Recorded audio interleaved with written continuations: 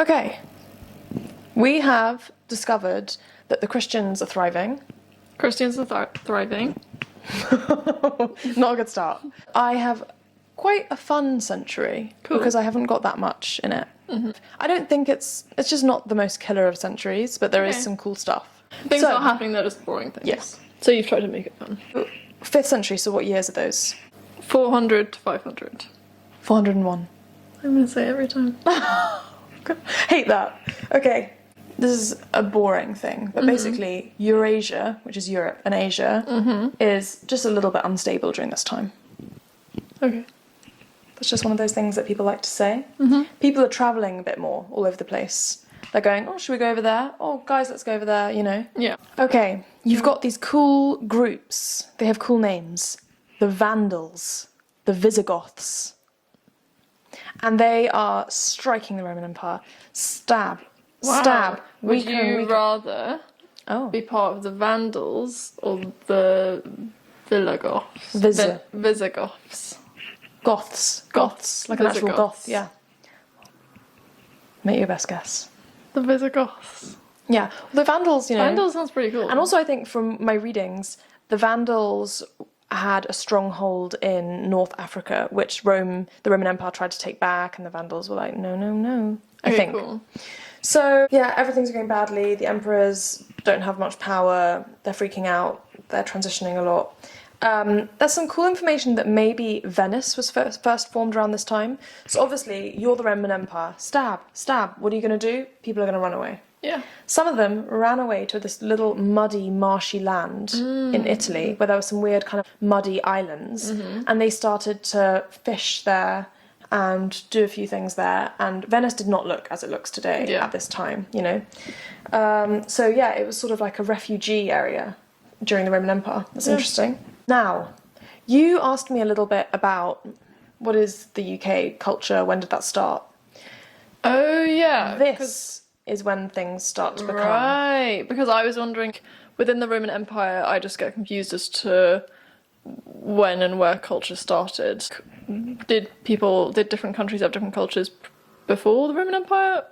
So now I guess Rosie's saying... Yeah, so basically, because the Roman Empire wasn't able to be strong in Britain anymore, you have these Anglo-Saxons arrive, and they brought with them, they're a Germanic people, and they brought with them basically what we now call, it's the Anglo-Saxon language, what we now call Old English. Okay. Which, to you and I, if we read it, we wouldn't be able to read it. Right. But, you know, we've derived our language from there, and then it went to Middle English, and it's become, you know, what we speak now, eventually. So that was sort of the beginning. You know, they arrived, and they are sort of, I think, more close to our ancestors, for example. Right. England was basically formed then, so it was Britain, and now it's England. Now, this is my favourite bit. We're going to talk about Attila the Hun. You've seen pictures of the Huns, you just don't know it. Okay. They are all their genetics are unclear, and we don't actually have that clear understanding of what they were doing, but they were leaving a big old footprint everywhere. They were attacking.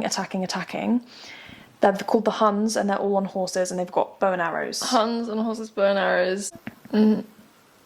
No. Their skulls have been deformed. Why?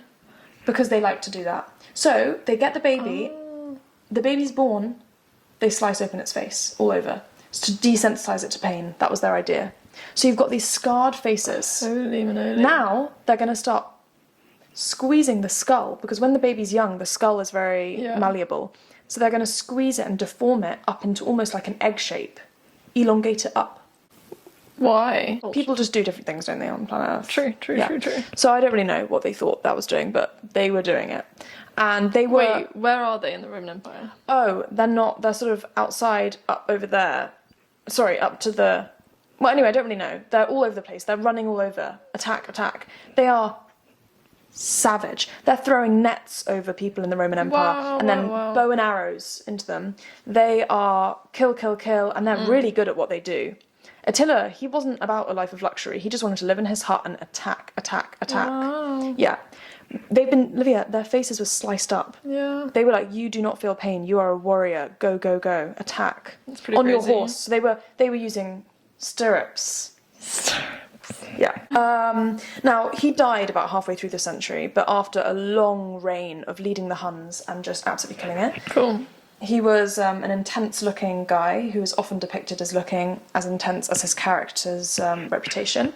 They had their own language, but little is known about the language. And actually, there was some quite nice information about the fact that they would have women who were often had more power than you might expect at that sort of time. The reason why he was so important, so there was a big battle where he lost, and he wasn't able to take Rome. He wanted to take Rome, but he couldn't. But he had done so much damage, and many other groups had done lots of damage, that the Roman Empire, what's the worst thing that could happen? It ends. In this century. Are you ready to let go? Oh my god, I don't think I am. I was not expecting that. Yeah. That's crazy. Okay, so we're letting go of the Roman Empire in the 5th century. Well done. Glad you remember which century. Yeah. Wow. So it just collapses into just despair, you know? It is no longer the big, powerful thing. And then because it's collapsing, do you remember those Germanic groups that were coming down, like the Anglo-Saxons, and landing in, well, what became England? They're able to thrive. Right. A little update on China is that we still have the 16 kingdoms. Okay. But then something happens towards the end where, you know, it entered this period known as the Southern and the Northern, and sometimes they're referred to as that, but it didn't seem very interesting, so to be honest, I didn't really look into it very much. In India, you've got something called the Gupta Empire, and that was sort of thought as being the golden age of India. Prosperity, people are thriving, there's new architecture, new art, new everything. And it's going to come to an end soon because it's being attacked by a group that's related, similar to the Huns, called the Hunas, similar or something like that. Yeah, basically the golden age of India is sort of coming to an end now. Okay. Wait, so what was happening in America at this time? The country as we know it, the United States, obviously didn't exist because Columbus hadn't gone and massacred and wreaked havoc.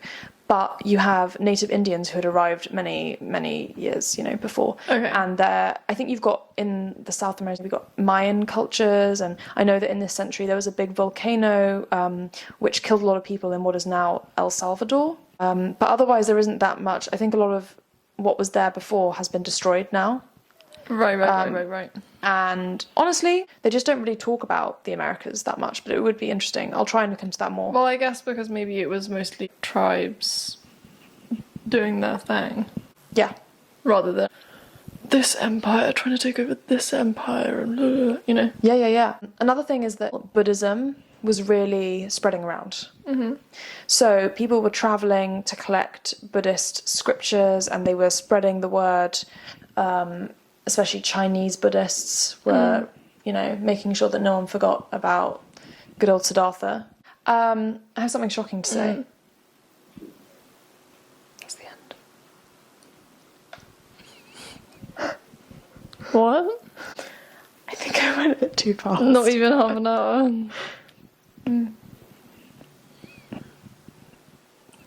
Cool. Really? Yeah. So, in our slightly twisted, westernised version of history, what was the most important thing that happened this century? Roman Empire is gone. Nada, no more. I was thinking about discussing if the Roman Empire was actually that big of an empire, because I was actually Googling it, and I was Googling the biggest empires in history, and the Roman Empire wasn't even the top 10 or something. Yeah, but it had a really important impact on culture today. Architecture, history, language, everything, you know. We're at the end now.